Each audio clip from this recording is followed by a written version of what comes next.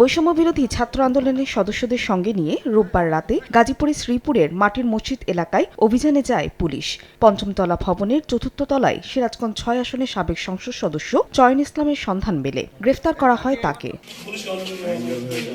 Police জানায় প্রায় ২ মাস ধরে স্ত্রীকে নিয়ে ওই বাড়িতে আত্মগোপনে ছিলেন চয়ন। তার বিরুদ্ধে সিরাজগঞ্জের শাহজাদপুরে চাঁদাবাজি, হত্যাসহ একাধিক মামলা রয়েছে। চয়ন ইসলাম উনি এখানে আত্মগোপন করেছিলেন। আমরা গোপন তথ্যের ভিত্তিতে ওনাকে আমরা গ্রেফতার করেছি।